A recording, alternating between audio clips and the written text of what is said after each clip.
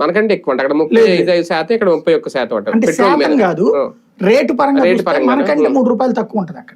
Rate తక్కువ ఉంటది అంటే నేను వీళ్ళు వేసే వ్యాట్ ఎక్కువ 35.20 ఎంతో తెలంగాణ అంటే మన 31%. అంటే వాడు ఫైనల్ అమౌంట్ చూసుకుంటాడు, అది జరుగుతుంది.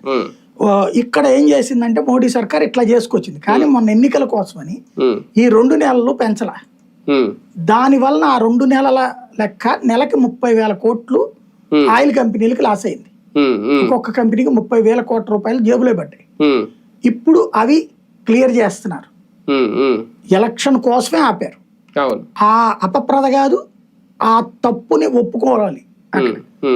బీజేపీ చేసిన తప్పు అది, కానీ ఎలక్షన్స్ టైంలో అది చేస్తే కనుక పోయి ఉండేది కాబట్టి చేశారు. అది ఎన్నికల కోసం తీసుకున్నారు. ఆపినది కానీ ఇప్పుడు మళ్ళీ పెరుగుతున్నది. ఇక్కడ ఏమవుతున్నదంటే, ఒకటి ఈ మొత్తం వారిని అడ్డం పెట్టుకుని అక్రమంగా సంపాదిస్తున్నాడు ట్రంప్ కుటుంబం. ఇప్పుడు నిన్నుంది యుద్ధం ఆగిపోయిందని పేపర్లలో స్టేట్మెంట్లు, టీవీలో స్టేట్మెంట్, ట్రంప్ స్టేట్మెంట్. బ్యారెల్ $80 పడిపోయింది. వీళ్ళ బ్యాచ్ కొనేస్తున్నారు. ట్రంప్ వాళ్ళ కుటుంబ సభ్యులు, ట్రంప్ ఒక మాఫియా లాగా నడుపుతున్నాడు. దగ్గరగా 800 మందో 1000 మందో ఉన్నారు.